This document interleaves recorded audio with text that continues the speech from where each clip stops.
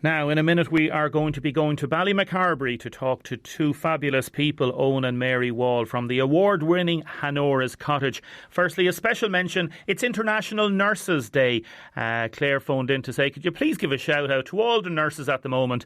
And you can put messages up on celebratenurses.ie, celebrity nurses. If you want to post also on social media, Celebrate Nurses. And to all the midwives out there as well, I think it was either today or this week as well, International Midwives a day.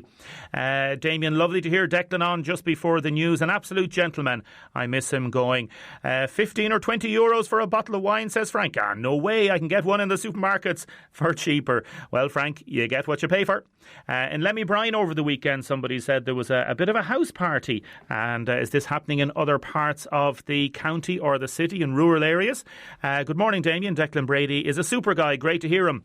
He also donates to the Sulla Centre from his profits from sales on selected wines. Well done. That is from Tara. Yes, he was telling me about a rosé, Whispering. What is it? Whispering. It's a lovely rosé, and he has a reduced price on it because of, and he gives some of the money to the Sulla Centre.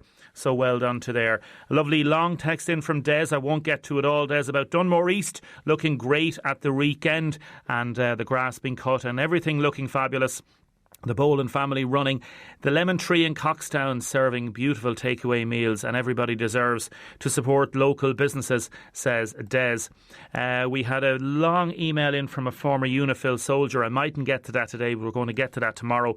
And want to wish condolences to Ardkeen Quality Food.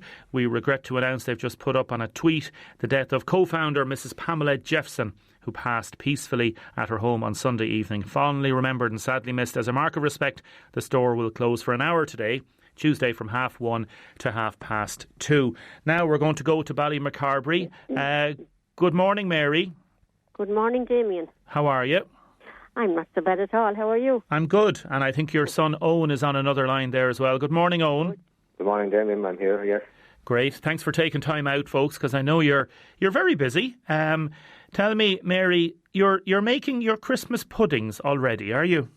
I am. I would normally start in August, but when this came upon us, I said, sure, the longer they're made, the better, because there's loads of whiskey in them. So I have started, yes, I have over 200 done now at this stage. My goodness. And what's your day now? Talk to me about the morning time and your routine on a daily basis now. My routine, well, we live in a beautiful part. We're in the Nire Valley. So looking out now, it's just gorgeous out there. My day would start, I get up at the normal time, maybe around 7 or before it. That's built in, so I just get up. And sometimes I would just maybe start steeping the fruit for the puddings, because there's 21 ingredients. So I would steep the fruit in the whiskey and Guinness and lemon juice first and leave them steeping for a while. And I would get on with some. I've been doing a small bit of painting outside. I'm doing knitting. I'm knitting rugs for all my grandchildren. So I have some of them on the go. And, that's the way the day goes. I go for a bit of a walk, maybe within my limit, just up above the house and down. I would do that a few times just to try and keep the old knees going.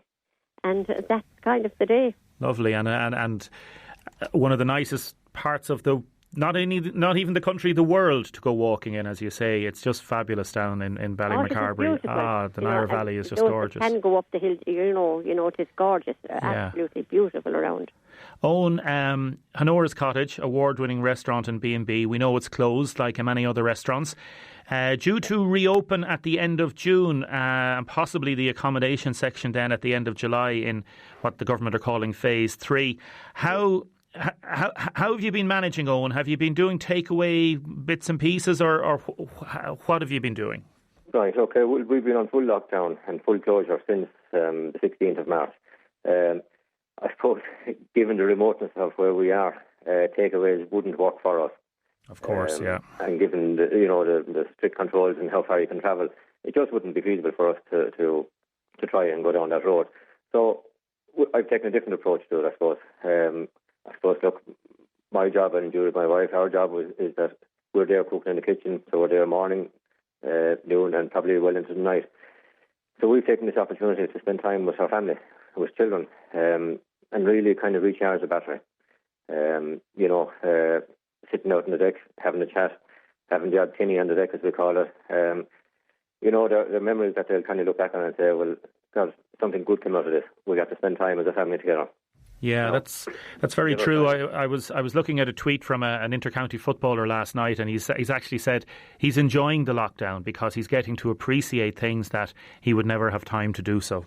Well, we'll go back to the rat race again eventually, probably, but we'll enjoy this time while we have it. No, it's not all sitting around. I once had a jungle around my house, but I now have what looks like a garden starting to shape. So some good has come out of it. Monty Don, are you an expert now at all the plants that need to go in there and all the... I wouldn't think so, no, but I'm an expert at picking stones now at this stage, all right.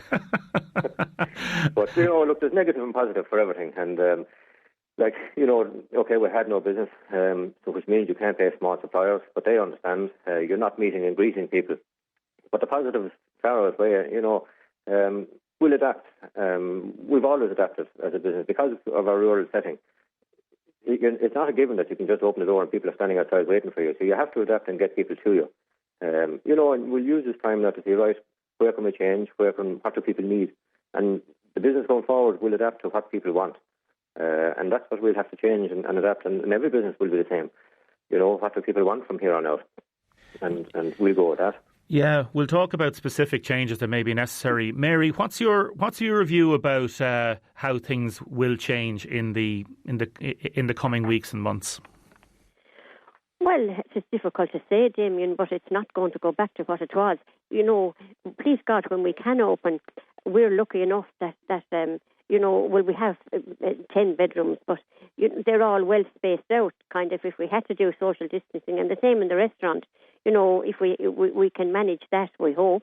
But it's not going to be easy at all. As Owen said, we're going to have to adjust and think of other ways, So it's not going to be easy. It's not, but at the same time, again, as you say, regarding your particular premises, your business, if somebody wanted to get away for a night, it's a lovely potential retreat. So they can go, and you have that sort of, the social distancing. Wonderful, loyal guests that come time and time again, and they're only waiting for us to open. They've been assuring us that they will come. We're lucky that we have such a great repeat business. And a lot of our business is from within Ireland. So if there are restrictions on travel, we would hope that we would tap into that great communication we have with all of our guests. So hopefully it will be great. In that respect, just to add to that, like the amount of people, hard to imagine the amount of people that we would get from Waterford and South Tipperary to come and just stay for an overnighter. You think, it's only out the road. But yes, the support we've gotten from Waterford and South Tipperary people over the last number of years, it's been phenomenal, really, and even since the closure, the little messages coming through, a little text message, can't wait till you're open. Like, I had a good friend of mine passing up here the other day, and he's an essential worker, but he took the time to stop, turn off the engine, and I shouted at him into his van, he shouted at me for about 10 minutes, and eventually he said, "Owen, you're open 29th of June, and gathering a crowd will be out." And, those little things that kind of perk you up and keep you going and say, right, you know what, people are good and people will come back again. They will, yeah, and it's the quality of service, and it's the quality of food, and it's the quality of the place that people will do, and that idea that they feel that they're safe and that things are good. So you have that, and that's something that is a selling point. So you could imagine, will you start taking bookings soon? Well, probably what we will do, the time frame, I suppose, as the measures ease up, from the 8th of June. The distance goes from 5k to about 20k.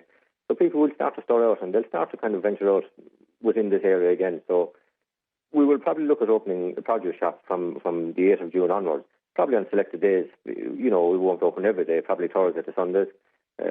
We'll sell breads, chutneys, dressings, little treats, small little hamper packs, and see how that goes. And if there's a market there for us, then we'll continue that until the restaurant opens and probably beyond again. And even when the restaurant opens, again, you have to look at, right, what can we do to attract people in? Do you offer, come for breakfast, go off for a little walk, come back for lunch? Small little things like that we have to kind of juggle around and think around and see, right, okay, well, this is a different world now. We have to get people out, get them active, but also have little carrots. Well, right, okay, you can have a breakfast, go off for your walk, get your exercise in, and then come back for a bite afterwards again. And see how that goes. And the mince pies, fillings, and the Christmas puddings are being made there, so they're getting nicely, I'd say. That'll be lovely. I can even taste it now. Mary, we had a little piece yesterday about brown bread and soda bread, and Michael Quinn was on, the culinary expert here from WIT and also a renowned chef. Are you a traditional soda bread person? Yes, we make all kinds of breads here. Typically soda bread is white. Brown bread would be always known as brown bread around here, and soda bread was typically known as white bread. And Owen and Judith, they make the old-fashioned corny bread. They make all kinds of breads here, but brown bread would be a tradition around here, yes. And the recipe, I think the recipe Owen uses, his dad, and would be going back farther to his grandmother and Hanora's maybe, Yeah. So Owen can tell you what he uses in that, but it would be typically a brown bread area, yes. And Owen, are you one of these people that believes in keeping it simple? Are you into putting nuts and all sorts of different things into? I know you have different styles of bread, but your traditional bread. Yeah, well, every style is different. I listened back to the podcast of Mick Quinn last night just to hear what he was putting into his brown bread. But again, mine would be different in that I would use a wholemeal flour plus self-raising flour. But I'd also put in pinheads, oats and wheat germ and things like that. But that would be my dad's original recipe. And it has stood the test of time for us. If we put out a tray of breads in the morning, we're guaranteed the vast majority of people will actually take the brown bread over any other kind of a bread. And that's just, I suppose, that's the psyche of the Irish people. Like, they just love the soda bread. But we do courgette and walnut bread, which is hugely popular as well. And usually that goes out in the dining room in the night time. But, they're all different things that we've kind of added to our guest house all over the years, like little different things, but also try to keep the traditional going as well. Lovely. Listen, we can't wait to get back, and people are texting in from the city here as well. Once the restrictions are over, city visitors will be down. They love the place, and others saying can't wait to get back to see you. Mary and Owen, it's lovely to talk to you again. Thank you very much, Damien, and thank all the Waterford people who are our great supporters of ours. Thank you very much, Mary. Bye-bye, Damien. Lovely to talk to you again. Bye. Owen, thanks very much. Mind yourself. Thank you. Owen and Mary Wall there from the award-winning Hanora's Cottage. And it's lovely to hear the positivity there. And as you heard Owen say, just appreciating what's good in life at the minute, recharging the batteries and planning for the future. And the idea that the mince pie fillings and the Christmas puddings are being made already. Oh, it'd make your mouth water, wouldn't it? I want to say hello to all our listeners in Australia. We've just got a text in and an email from Neve and Kaylee. Good morning. We're listening in Melbourne, Australia. Hope everybody is keeping safe and well. Myself and my friend Kaylee Malone worked as nurses in the emergency department in Waterford, but have since moved to work in Melbourne, Australia. Can you please say a big shout out to Eamon and all the nurses at Waterford Emergency Department working hard during this pandemic. Keep up the great work from all our family and friends in Waterford and in South Kilkenny. And to all our listeners abroad, we have quite a few. Hello and stay safe to you. Anna in Cappoquin has texted in a lighter thing. She said, one of the funny things, I couldn't find my wallet the other day to give money for my shopping on my own, so I looked high and low and I found it late that evening. Where? In the freezer. The drawer in the freezer. Has anybody put anything down or anything into a place that they haven't really been able to find, says Anna in Cappoquin. Text us in 083 333 975. I want to give a special mention to our SE2 Community Hero Award. €250 thanks to SE2, an excellent local company. We've teamed up with them to spread some happiness and reward good deeds. So no matter how big and small, all we want you to do is get in touch.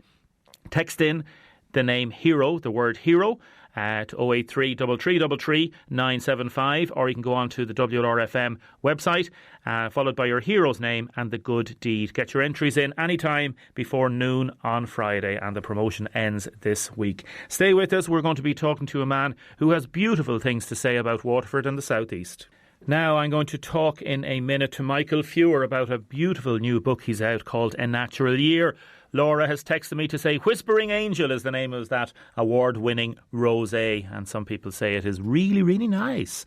We're going to be talking in a few minutes as well about weddings Hello and good morning. Can I please ask, when will you be addressing the cancellation of weddings and holidays due to COVID-19? I know you touched on it yesterday and more later this week. My daughter and partner can't reschedule their wedding at the moment due to work commitments and family having to travel. So are they entitled to a refund of a deposit from the hotel?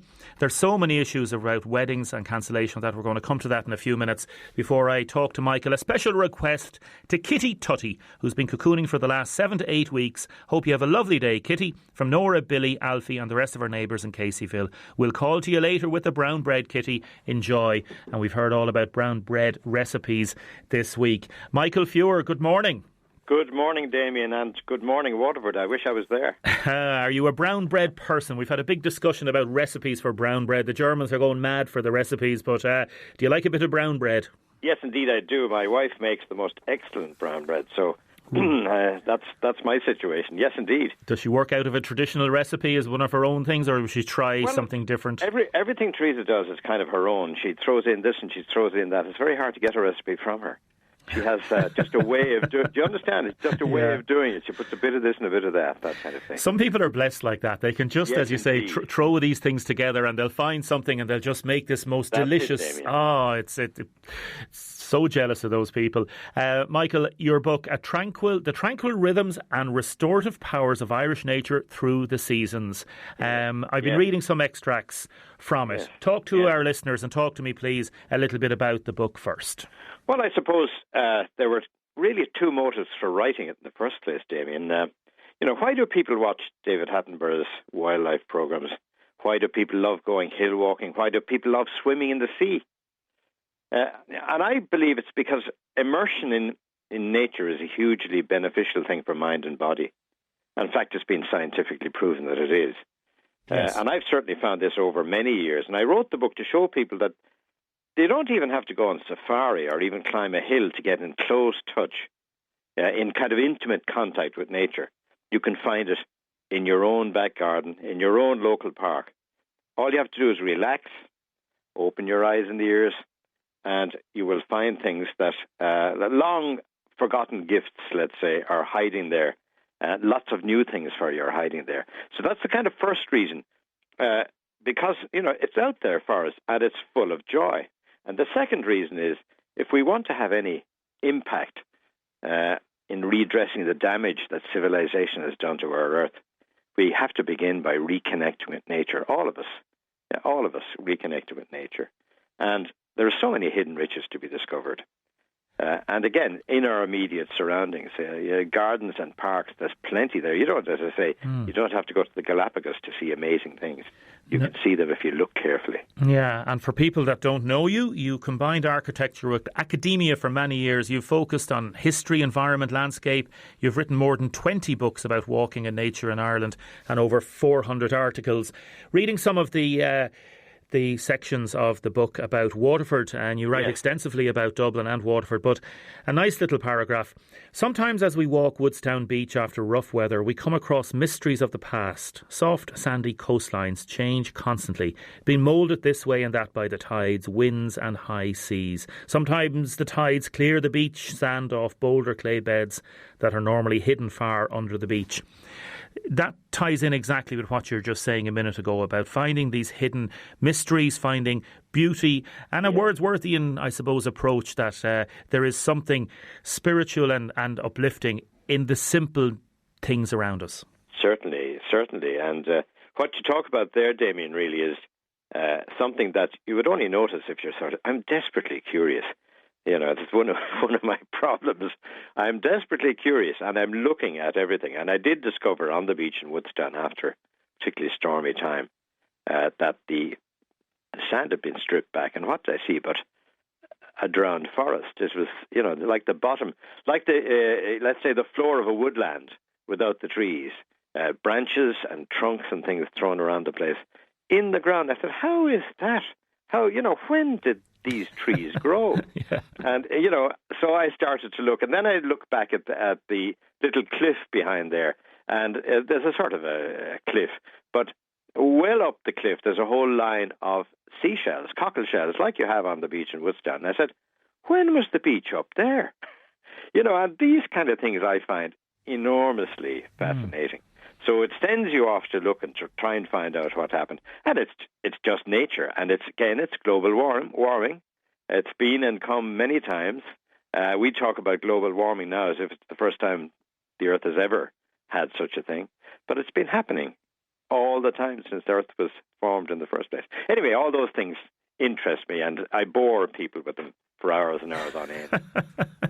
And I suppose that's one of the things you have to be careful of at dinner parties, when we did have dinner parties, that you don't want to bore people. You want to get people, and that balance, and looking at some of the other titles you've written in the past as a writer, getting that balance right between being informative and educational and entertaining. It's a difficult balance. Have you found it some ways it's easier to hone that skills than others?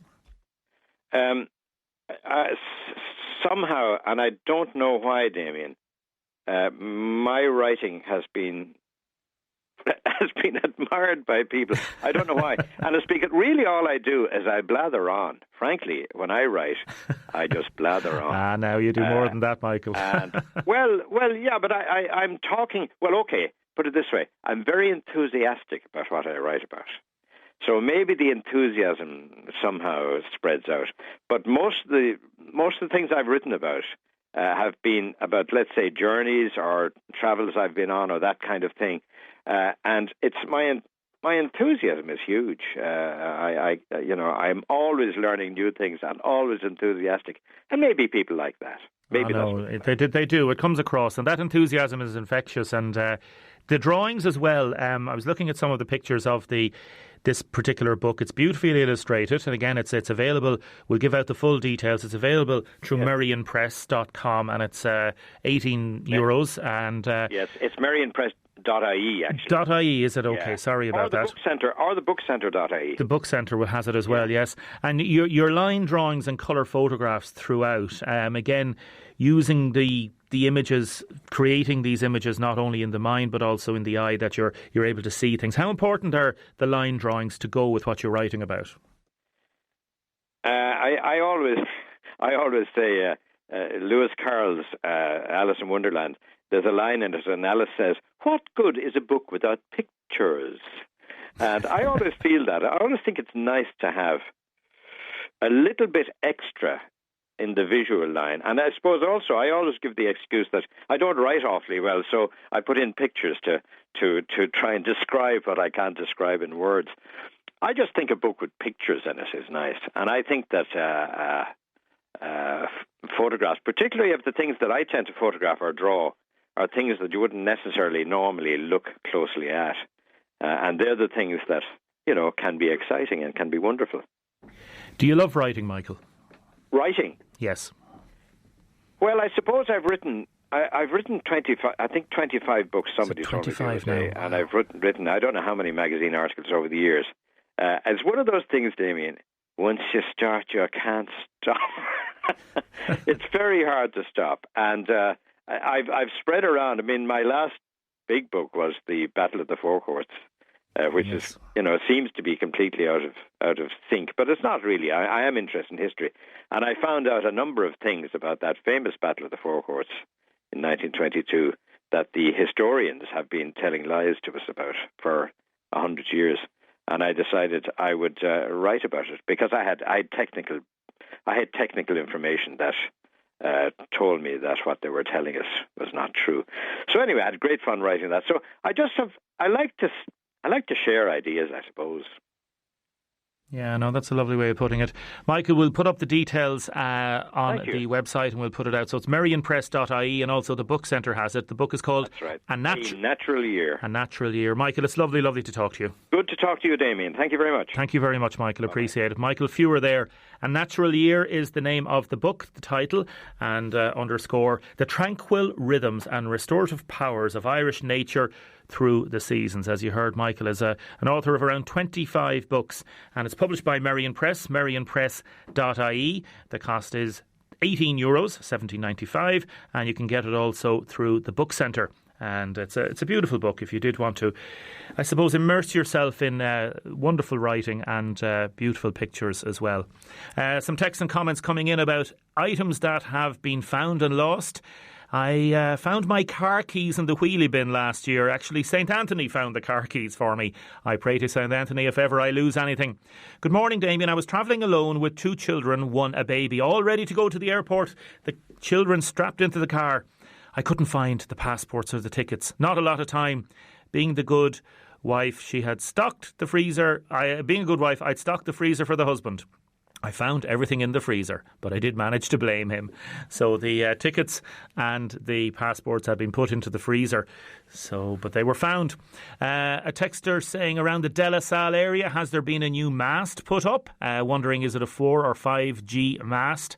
Any idea, any more details on the mast? Can you get some answers, please? Says a resident. We will try and find out about that. Happy birthday, Connor Donegan, who's 21 today. Have a great day from Grandad Jerry. Keep your texts and your comments coming in. 083 3333 975. We are going to be talking about weddings next.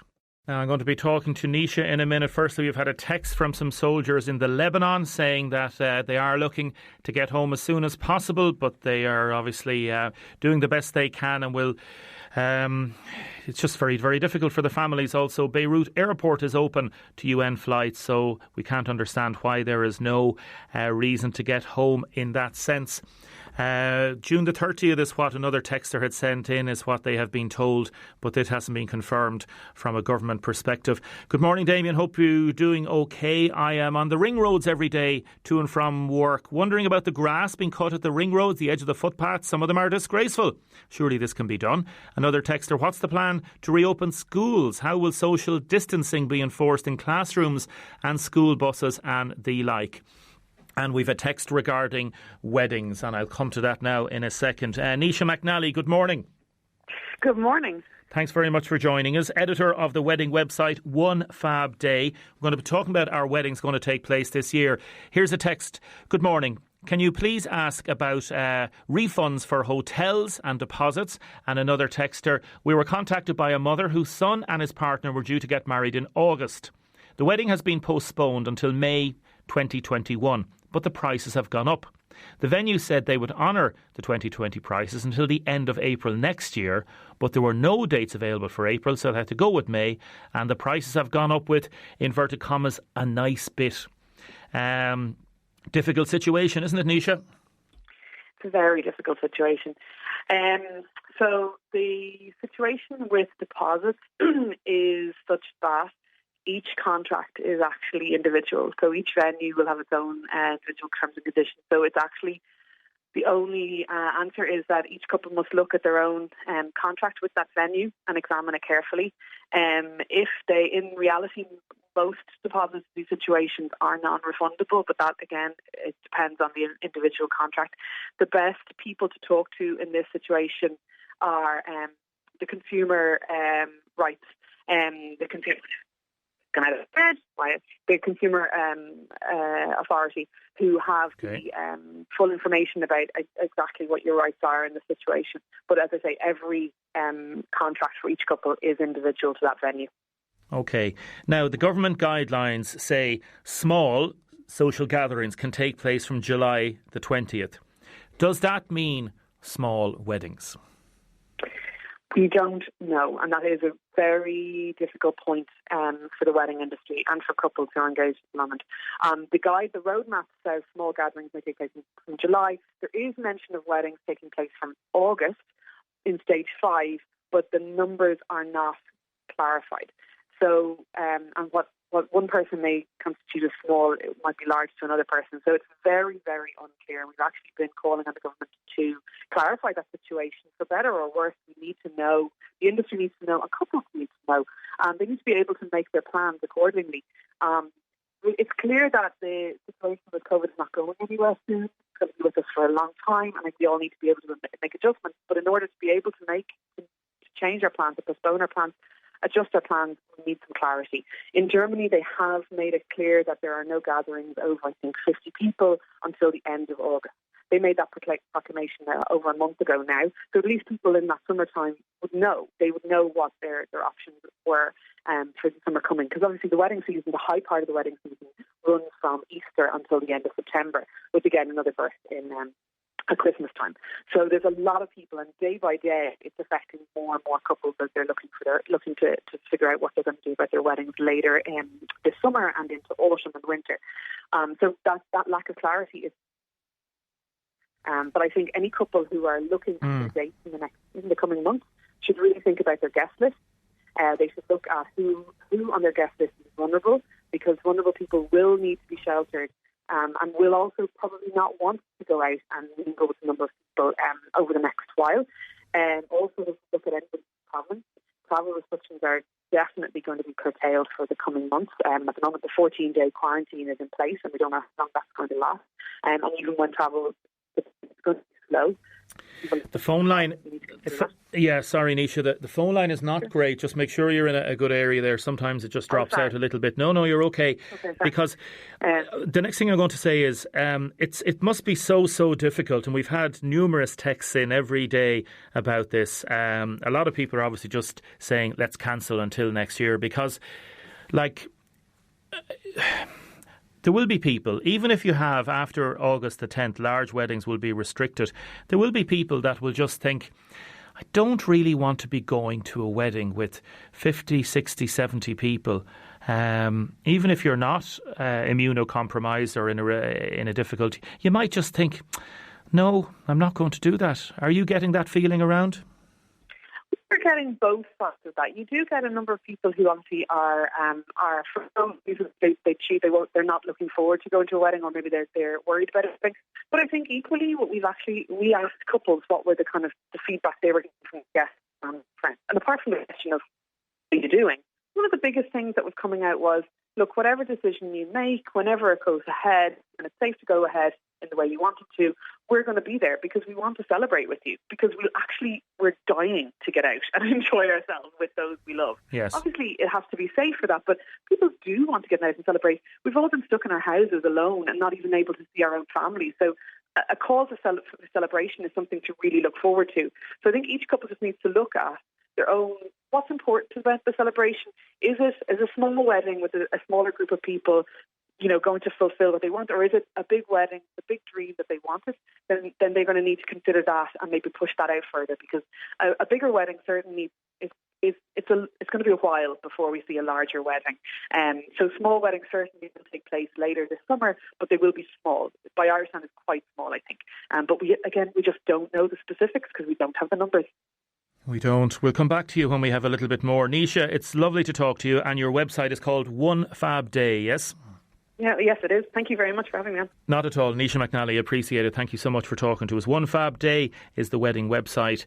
And let us know if you're involved in weddings, if you're getting married yourself, planning to get married in August, September, if you've a relative planning to get married, or if you've got an invite to a wedding. Would you go? Let us know, please. 083 3333 975. And apologies for the phone line. Can you let the person know regarding the grass not being cut at certain ring roads?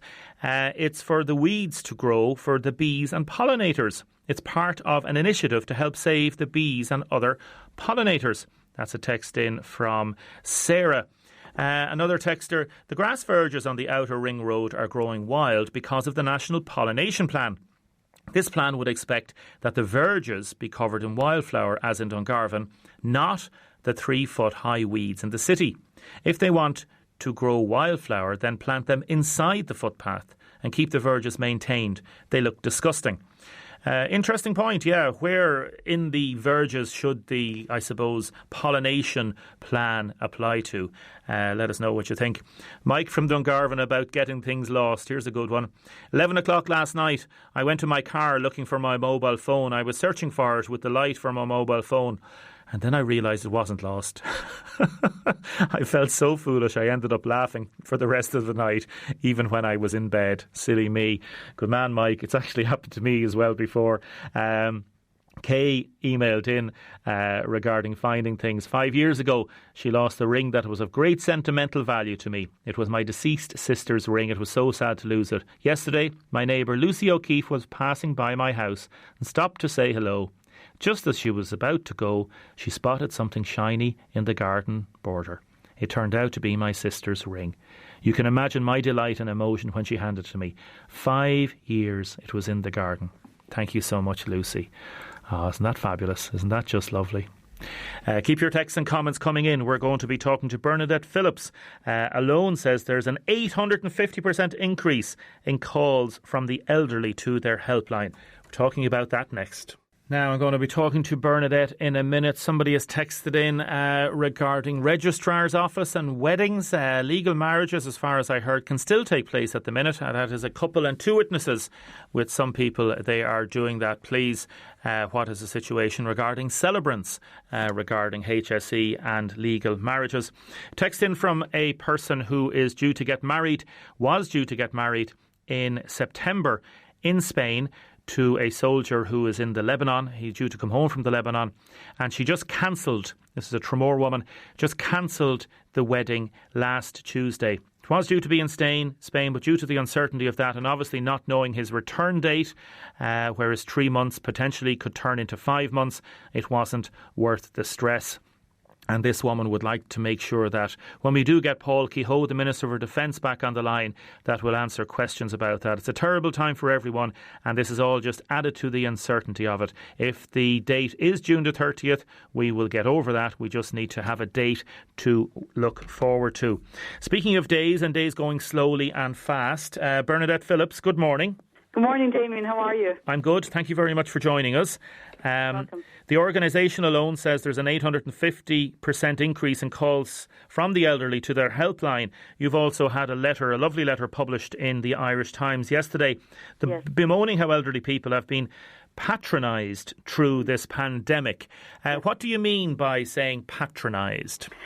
Well, I suppose it's about attitude, and I'm an older person myself, and I'm out there obviously working with older people on the ground for a long time, and just listening to the kinds of conversations. And I think what really prompted my letter, Damien, particularly, was when the cocooning such was lifted, and I saw all across social media, oh gosh, be careful now with the older people when you meet them, or make sure now you keep a distance from older people, and all of it was really saying that us older people, first of all, one size doesn't fit all.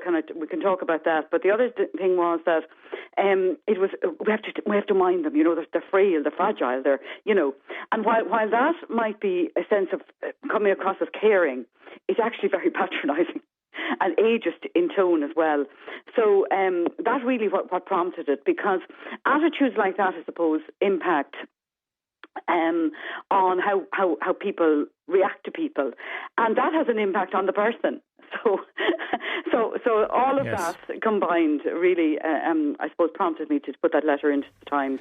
Yeah, no, it's a very well written letter and very well argued, and the point of that patronising of elderly people, it's affected a lot of people, I suppose, as well mentally. A lot of elderly people, that they've taken that criticism or that message very personally, haven't they, Bernadette?